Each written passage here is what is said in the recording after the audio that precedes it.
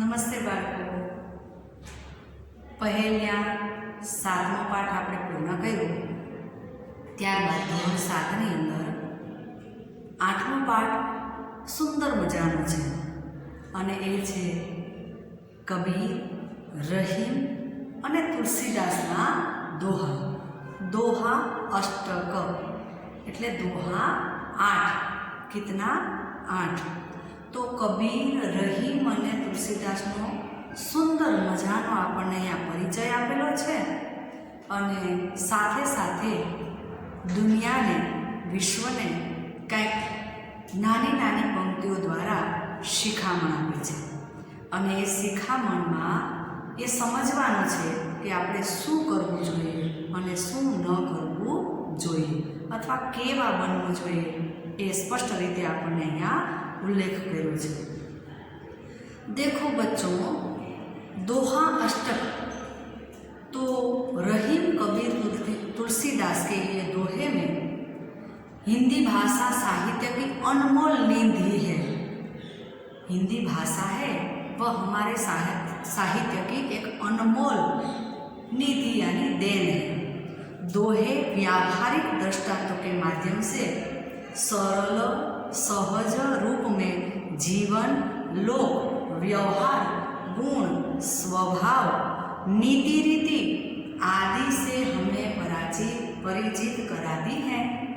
क्या हमारे गुण कैसे हैं, हमारे भाव कैसे हैं, सामने वाले लोग कैसे हैं, नीति रीति यानी हमारे रिवाज कैसे हैं, उनसे हमें परिचित कराता है. प्रस्तुत इकाई में कबीर, तुलसीदास और रहीम के चुने गए ऐसे ही अष्टक यानी 8 दोहे बताए गए हैं. पहले हम कबीर, तुलसीदास, रहीम के जो परिचय दिए गए हैं उनको देखेंगे. कबीर ये 15वीं शताब्दी के कवि हैं. ये बड़े संत थे. इन्होंने हिंदू और मुसलमानों को उनकी गलतियों के लिए फटकारा गया है और दोनों को हिल मिल कर रहने के लिए उपदेश दिया है. तुलसीदास है वह 16वीं शताब्दी के प्रसिद्ध राम भक्त है. आपको पता है रामायण की रचना तुलसीदास ने की. इन्होंने रामचरितमानस नामक प्रसिद्ध ग्रंथ लिखा है. किसने लिखा है? तुलसीदास जी ने. रहीम, इनका पूरा नाम है अब्दुल रहीम खान खाना. ये बड़े उदार और अनुभवी थे. हिंदी में इन्होंने बहुत ही सुंदर दोहे लिखे हैं. कैसे दोहे लिखे हैं? बहुत सुंदर दोहे लिखे गए हैं. देखो, पहले कबीर के दोहे हम देखते हैं. बड़ा हुआ तो क्या हुआ, जैसे पेड़ खजूर, पंथी को छाया नहीं, फल लागे अति दूर.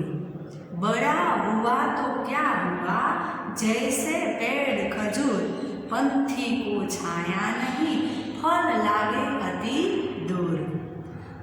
खजूर का पेड़ बहुत बड़ा होता है, बहुत ऊंचाई पे है और बड़ा होने से क्या, पेड़ में जो खजूर है वह भी ऊंचाई पर लगते हैं.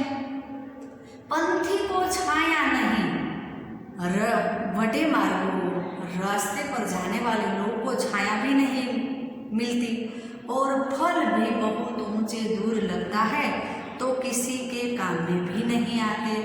वैसे ही मनुष्य को बताया गया है कि बहुत बड़ा होने से कोई फायदा नहीं है, क्योंकि किसी के काम में नहीं आते हमारे पैसे, हमारे रुपये, तो वह खजूर के पेड़ जैसा ही है.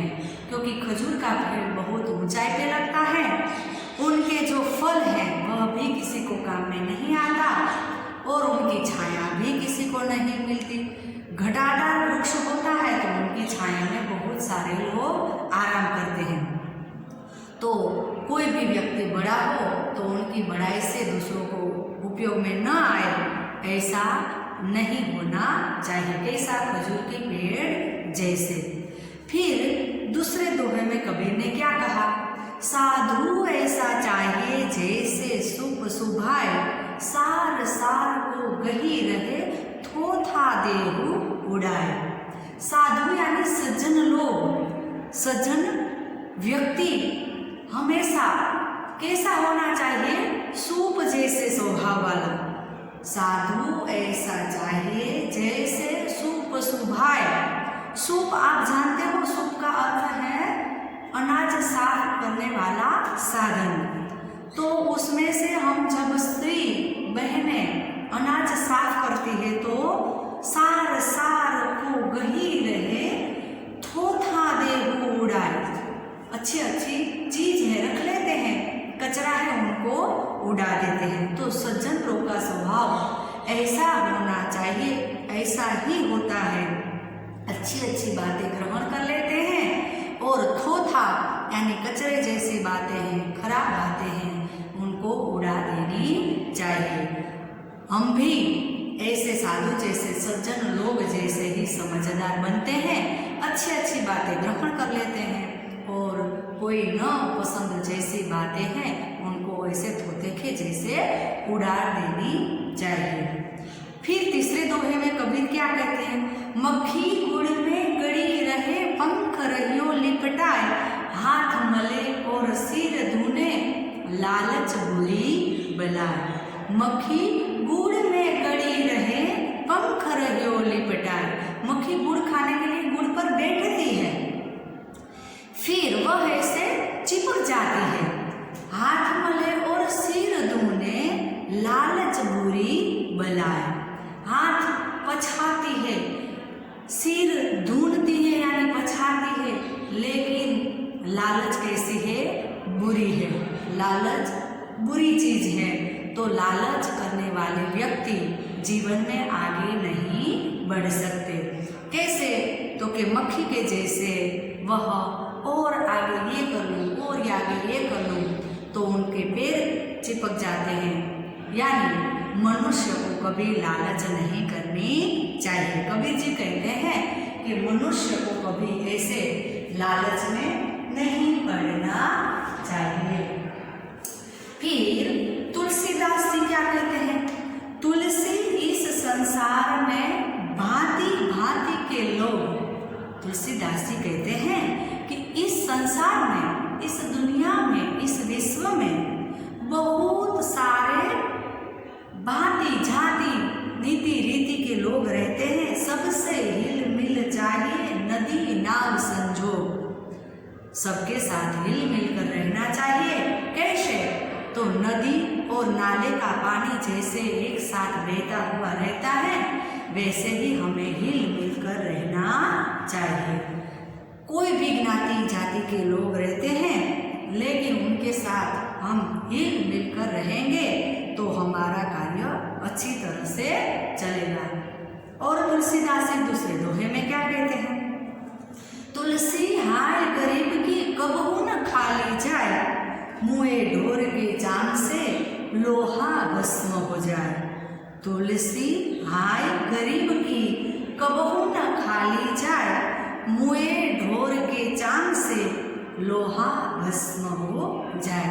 तुलसीदास जी कहना चाहते हैं कि गरीब लोगों की हाय लग जाती है तो हमारा क्या सर्वनाश कर देती है। कैसे? मुँहे ढोर के चांद से।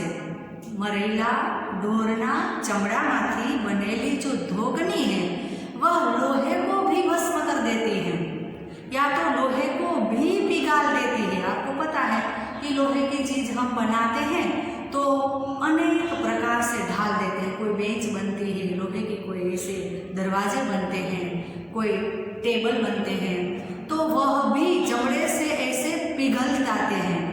वैसे ही गरीब लोगों की जो हाय लग जाती है तो हमारा सर्वनाश कर देती है।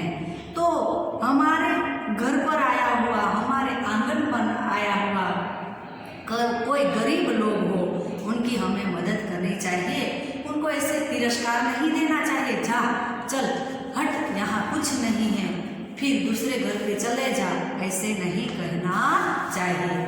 जो उनकी बददुआ लग जाए तो हमारा सर्वनाश कर देती है। कैसे? जो मरेला जानवरना ચામડામાંથી બનેલી જે ધોકની હોય એ લોખંડને પીગાડી દે, એ રીતે આપણા ગરીબ લોકોને કદાચ બદદુઆ લાગી જાય તો સર્વનાશ થઈ જાય। अब रहीम जी क्या कहते हैं, रहीम के पहले दोहे में, रहीमन धागा प्रेम का मत तोड़ो चटकाए, रहीमन धागा प्रेम का मत तोड़ो चटकाए, टूटे से फिर ना जुड़े, जुड़े गांठ पड़ जाए, जुड़े गांठ पड़ जाए। रहीम जी बहुत अच्छी बात बताता है कि प्रेम का धागा बहुत नाजुक होता है। कैसा होता है? बहुत नाजुक होता है। एक बार जो टूट जाए तो फिर उसमें क्या हो जाएगी? गांठ पड़ जाएगी। यानी किसी के साथ हम प्रेम से बंधे हैं, माता पिता भाई बहन, उनके साथ जब हम कोई झगड़ा करते हैं, कोई बोलचाल हो जाती है, तो ये प्रेम के धागे को तोड़ना मत। सोचे समझे बिना जो एक बार भी टूट जाएगा तो फिर उसमें गांठ लग जाएगी। और आपको पता है कि जब सुई में धागा हम पिरोते हैं तो बीच में गांठ हो जाती है, तो फिर आगे नहीं चल पाता। वैसे ही हमारे साथ कोई ऐसा संबंध हो, हमारे माता पिता भाई बहन, तो प्रेम से जुड़े होते हैं। और आपको पता है कि समाज में, ये दुनिया में, घर घर में प्रेम से बने हुए नाते हैं, लेकिन कहीं ऐसी गांठ पड़ जाती है तो फिर वह आमने सामने बोलते नहीं हैं। तो रहीम हमें कहते हैं इस दोहे में कि प्रेम के धागे को ऐसे मत तोड़ो, सोचे समझे बिना मत तोड़ना। जो एक बार टूट जाएगा फिर पहले जैसी मिठास नहीं रहेगी। तो उनको तोड़ना मत, सोचे समझे बिना जल्दबाजी में कोई ऐसे धागे प्रेम के संबंध को तोड़ना नहीं चाहिए। फिर रहीम जी दूसरे दोहे में क्या कहते हैं, तरवर फल नहीं खाता है, सरवर पिपहीन पानी, तरवर फल नहीं खाता है, सरवर पिपहीन पानी, कहीं रहीम पर काज हित, संपत्ति संचही सुजानी, कहीं रहीम पर काज हित, संपत्ति संचही सुजानी। तरवर यानी वृक्ष, वृक्ष है, अपने आप के फल है, वह नहीं खाते। आपको पता है, हाँ, पेड़ पर कितने सारे फल लगते हैं, जो वह अपने आप खा जाता है तो दूसरे लोगों के कभी काम में नहीं आएगा। इसलिए तरुवर यानी वृक्ष है, वह अपने आप अपना फल नहीं खाते। सरवर पिपहीन पानी, सरोवर है, उसमें पानी रहता है, अपने आप नहीं पी सकता, नहीं तो दूसरे को काम में नहीं आएगा। तो फल है, वह पेड़ अपने आप नहीं खा जाता, सरोवर अपने आप पानी नहीं पी जाता। ऐसे ही कहीं रहीम पर काज, रहीम जी कहते हैं परकाज यानी दूसरे के कार्य में, दूसरे लोगों के मदद के लिए, संपत्ति संचही सुजानी, दूसरे लोगों के काम में आने वाली संपत्ति, कोई सज्जन लोग हैं वह अपने आप में रखते हैं और दूसरे पर काज, दूसरों को कार्य में उपयोग में लेते हैं। रहीम कहते हैं कि वृक्ष अपने आप फल नहीं खाता, सरोवर अपने आप अपना पानी स्वयं नहीं पीता, ऐसे ही सज्जन लोग दूसरे के लिए भला करने के लिए अपनी संपत्ति का संग्रह कर लेते हैं, अपनी संपत्ति दूसरे लोगों के लिए संग्रह करके रखते हैं। और रहीम जी अपने तीसरे दोहे में क्या कहते हैं, रहीमन देखी बड़े न को, रहीमन देखी बड़े न को, लघु न दीजिए डारी, जहाँ काम आवे सुई, कहाँ करे तलवारी, रहीमन देखी बड़े न को, लघु न दीजिए डारी, जहाँ काम आवे सुई, कहाँ करे तलवारी, कहाँ करे तलवारी। रहीम जी कहते हैं कि बड़े लोगों को देखकर, लघु यानी छोटे गरीब लोगों को डारी यानी दूर न कीजिए, जहाँ सुई काम आती है, कहाँ करे तलवार। सुई अपना कार्य करती है और तलवार अपना कार्य करती है। देखो, कपड़े की सिलाई करनी है तो तलवार लेकर आ जाएंगे, तो कोई तलवार अपना कार्य नहीं करती। तो बड़े लोग जहाँ काम करते हैं वैसे ही छोटे लोग भी अपना कार्य अच्छी तरह से करते हैं। तो बड़े लोगों को देखकर छोटे लोगों को कभी त्यजना नहीं चाहिए, या तो छोटे लोगों की कभी बुराई नहीं करनी चाहिए। जहाँ बड़े लोग काम करते हैं वह बड़ा करते हैं, छोटे लोग काम करते हैं वहाँ छोटे लोग अपनी अपेक्षा रखते हैं। जैसे सुई अपना कार्य अच्छी तरह से संभालती है वहाँ तलवार कोई काम नहीं कर सकती, और तलवार जहाँ कार्य करती है वहाँ कोई सुई काम नहीं कर सकती। ऐसे बड़े लोगों की अपेक्षा करते हुए छोटे लोगों को कभी तिरस्कार नहीं करना चाहिए।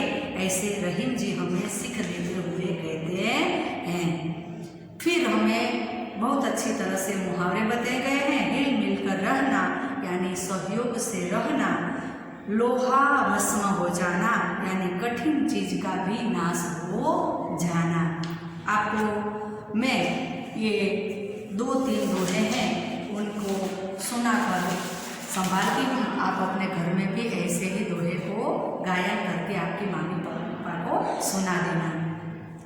बड़ा हुआ तो क्या हुआ, जैसे पेड़ खजूर, पंथी को छाया नहीं, फल लागे अति दूर कबीरा, फल लागे अति दूर।